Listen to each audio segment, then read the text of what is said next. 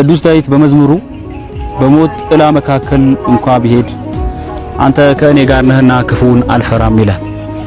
በሞት ጥላ መካከል እንኳ ብሄድ የሞት ጥላ ማለት እጅግ በጣም የሚያስፈራ ተስፋ የሚያስቆርጥ እና በአጠቃላይ መከራን ብቻ ሳይሆን ደግሞ የሁሉም ነገር ማብቂያ እንደሆነ አንድ ሰው በህይወት ውስጥ ባቀደው እቅድ በለፋለት ነገር ይሆናል ይሳካል ብሎ በተመኘው ነገር ሁሉ የተስፋ አብነት የተስፋ ጭላንጭል የጠፋበት መንገድ ማለት ነው። የሞት ጥላ ድጋሚ ለመኖር ድጋሚ ለማቀድ ጉልበት የሚያሳጣ ተስፋ የሚያስቆርጥ ሞት ያጠላበት ማለት ነው። ተስፋ ዘላለም ከሰው ልጆች ልብ ውስጥ የሚፈልቅ የሰው ልጆችን እንዲኖሩ ጉልበት የሚሰጥ እጅግ ጠንካራ ስሜት ነው።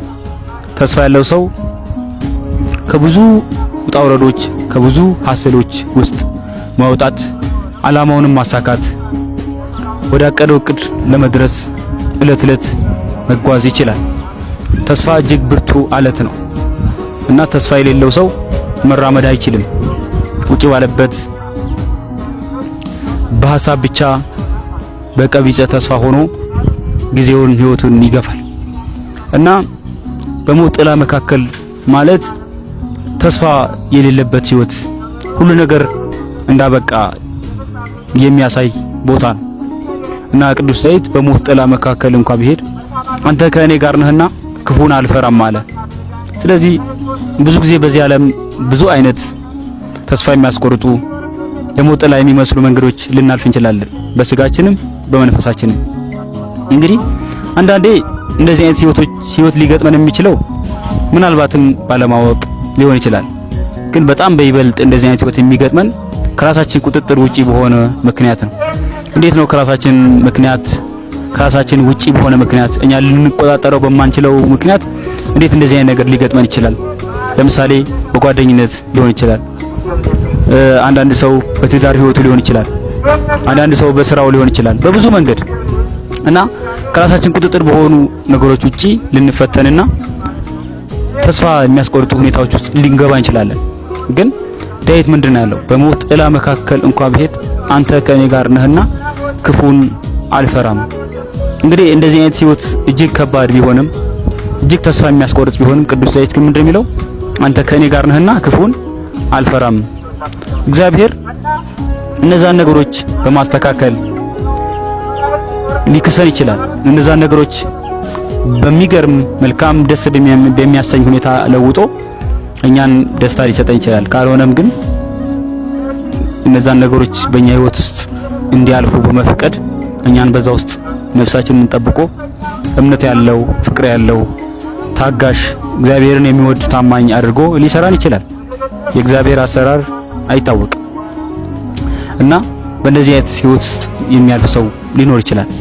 ተስፋ መቁረጥ የለበትም። እግዚአብሔር ታማኝ ነው። እግዚአብሔር እኛ ባንታመንለትም ታማኝ ነው። ብዙ ነገሮች እንዳለፉ ምስክር ናቸው።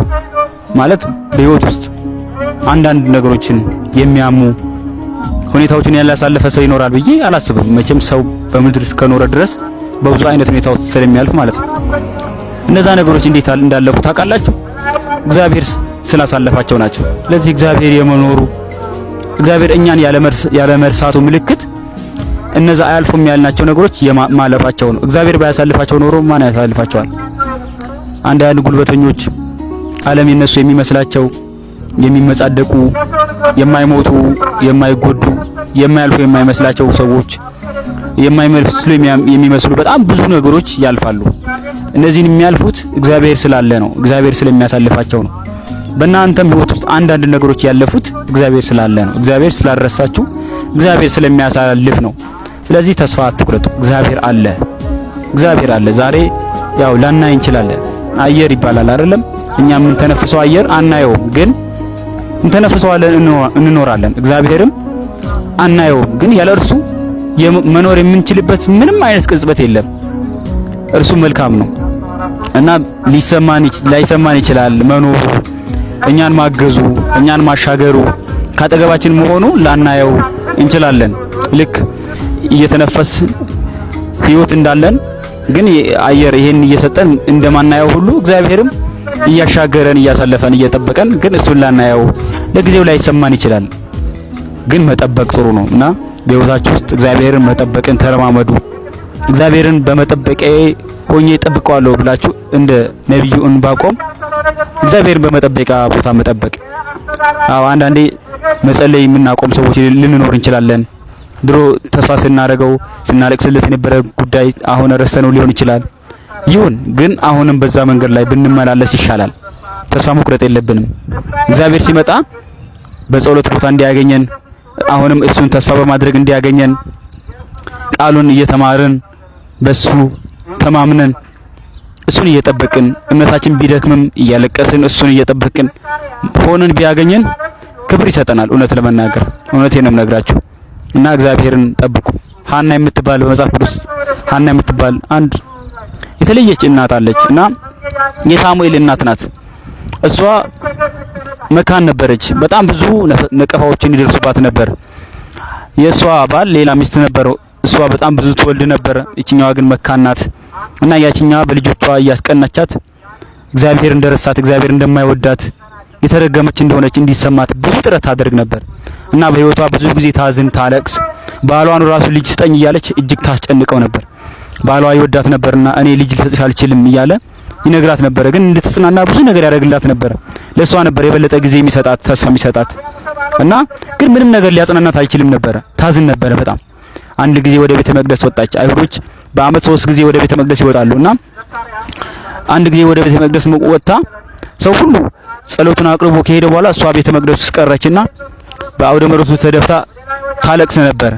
የምታወራው ነገር አይሰማም፣ ግን ከንፈሯን ስታንተባትፍ ካህኑ ኤሊ ያያት ነበር እና እንባ ከዓይኗ እጅግ እያፈሰሰች በጣም እያለቀሰች እግዚአብሔርን በቤተ መቅደሱ ወድቃ ትለምነው ነበር። ከዛ ቀና ስትል ኤሊ አንቺ ሴትዮ ስካርሽን ካንቺ አርቂ አላት። አይ አባቴ እኔ ነፍሷ ያዘነባት ሴት ነኝ አለችው። ነፍሴን በእግዚአብሔር ፊት አፈሰስኳት።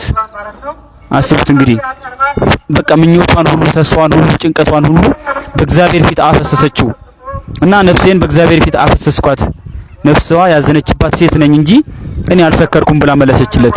በጣም የሚገርማችሁ ነገር ካህኑ ኤሊም እንዳላት ታውቃላችሁ? እግዚአብሔር ይስማሽ አላት። በአመቱ ሳሙኤል የሚባል እጅግ ቅዱስ ነቢይ እስራኤልን ለረጅም ዘመናት ያስተዳደረ በክህነቱም እንደገና ደግሞ በንግስናው እስራኤልን የመራ የእግዚአብሔር ነቢይ ዳዊትን ሳኦልን የቀባ የተባረከ ልጅ እግዚአብሔር ሰጣት። አያችሁ አይደለም? እና እግዚአብሔርን በመጠበቂያ ቦታ ላይ ሆኖ መጠበቅ ዋጋ አለው። ከዛ በኋላ 7 ተወለደች። መካኒቱ 7 ተወለደች። እንጀራ ጠግቦ የነበሩ ተራቡ፣ የተራቡ እንጀራ ጠገቡ እያለች እጅግ በጣም የሚገርም መዝሙር ዘምራለች። በመጽሐፍ ቅዱስ ውስጥ እናገኘዋለን። እና እግዚአብሔርን ጠብቁ። እግዚአብሔር ስማችን እንዲቆይ ክብር ያለን ሰዎች እንድንሆን ሲፈልግ ሲመርጠን አንዳንዴ እንዳልሰማ ዝም ይላል፣ እንደማይሰጥ ይዘገያል። ግን እሱ ሁሉን ነገር ያውቃል። ፍናና ትባላለች የሷ መራትና የሷ ልጆች የሷ ታሪክ የለም። የሃና ታሪክ ግን ቀጥሏል።